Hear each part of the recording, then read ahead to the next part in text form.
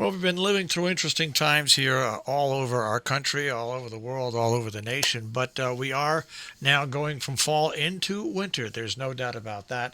And when you think of winter, you think of all the outdoor activities that we have and how blessed we are that right around the corner we have Mohawk Mountain Ski Area for people and families that love to ski. And yes, there will be skiing this winter. Of course, everything is on a day-by-day basis, and we'll introduce you right now once to Carol Lugar. Carol, nice to speak to you again this year. Thank you. Nice to be there. And Cassie Schoenknecht. Cassie, nice to speak to you. Now, I guess what I'll put out in front of you, and Carol, I've known you the longest, so I'll ask you this question first. Normally, Okay. all you have to worry about is opening up is the weather and cold weather if you need to make snow. This year, of course, along with the weather, is COVID-19. So let's get that 600-pound gorilla out in the open right now.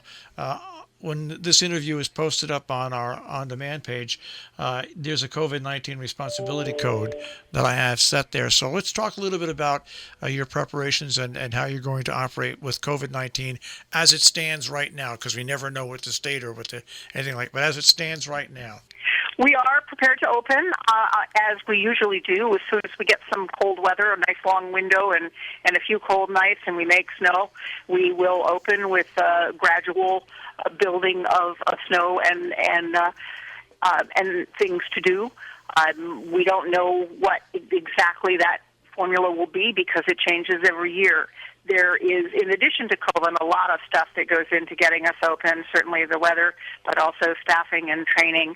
And we've been very gratified that a lot of our staff is returning, and we have a lot of experience out there, which will make dealing with some of the COVID issues a lot better for us.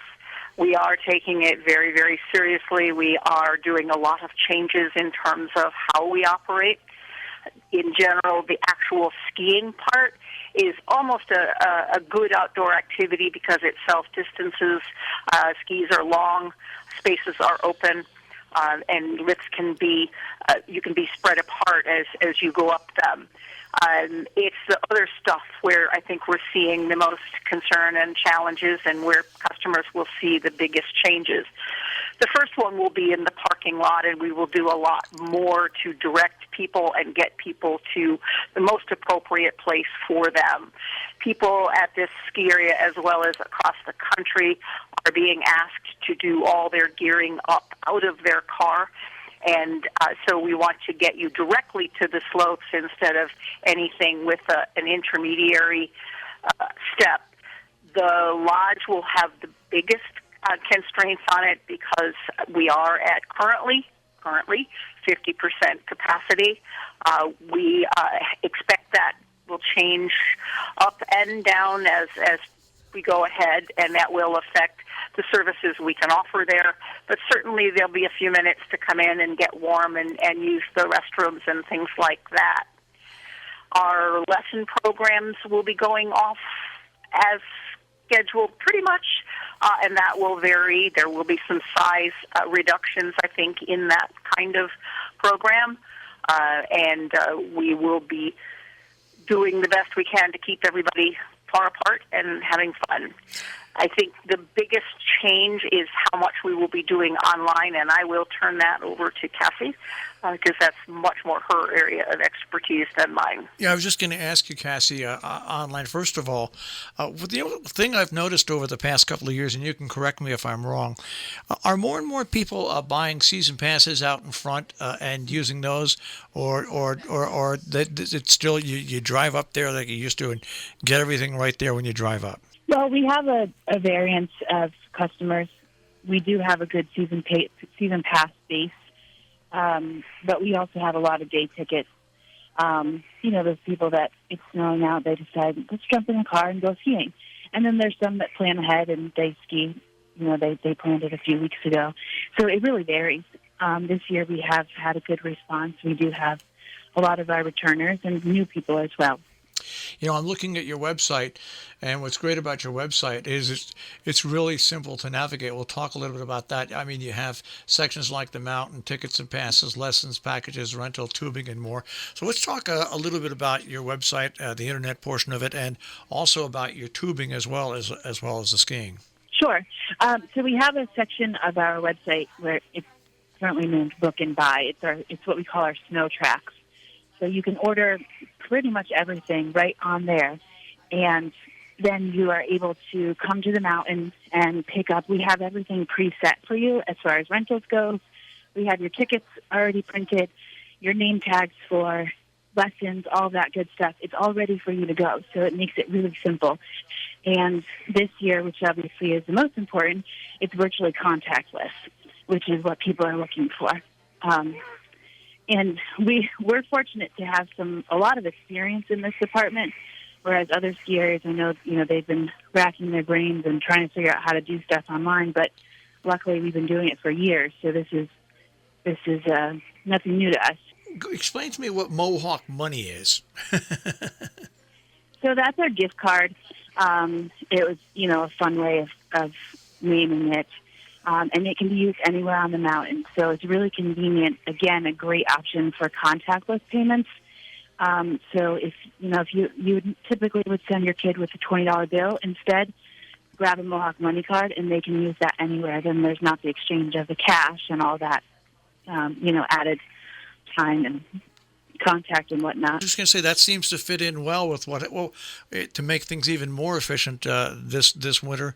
A great way to get people gifts and a great way for you to cut down on that exchange of money. Yeah, absolutely. And you can also load your season pass with Mohawk money, so you only need that one card. You don't have to bring anything else with you. All right, let's talk a little bit about the tubing hill now and how that works. We've had people love tubing, and we've had a lot of people ask us about it. So explain a little bit about your tubing hill. We do have several lanes, up to 10 depending on weather. We run it in sessions, and you are welcomed into the tubing area. You receive a tube and a ticket for a time period, and some instructions and some rules, of course, because go with everything. And then you're just off with the program and sliding downhill, and it's more fun and more interesting from a business side than I ever expected it to be. And people do enjoy it. And you don't need to know how to ski. What's great about, I think, what you've done also at Mohawk is that with the of course advancement of snowboards and everything like that, but this is just another way, I think, with the tubing, is to get people to the ski area who might not ski right away, and they're young kids, and you've got families, but it's a nice family activity, and then sooner or later on, that transitions into you having to have those people come and ski, not just tube. There's some of that, and I think the industry is seeing that as a whole. It's been talked about a little bit more.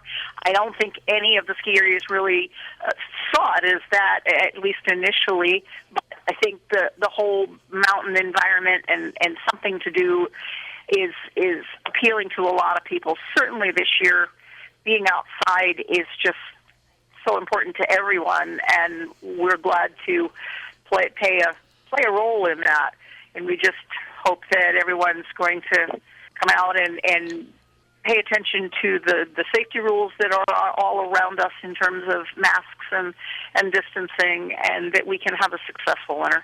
And Cassie, you obviously, the world revolves around handheld phones and the internet now, and you obviously, your internet makes it anybody that wants to go to mohawkmtn.com. I think everything that you could possibly want to know and do is at that website. Are you really happy with the response that people have given you to that website? Yes, I think it's definitely a good tool. And if anybody has any further questions, they can certainly give us a call or reach out to us by email, social media. We're always willing to help and answer those questions. Carol, since 1947, this is pretty amazing. Yes. I mean, it's been a fun run, and there's more to go.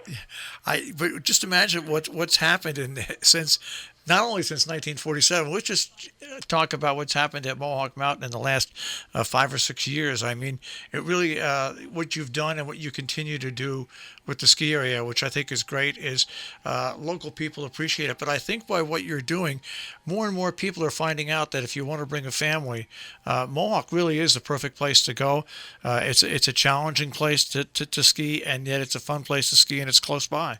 And it's close to home, which I think means a lot to people this year.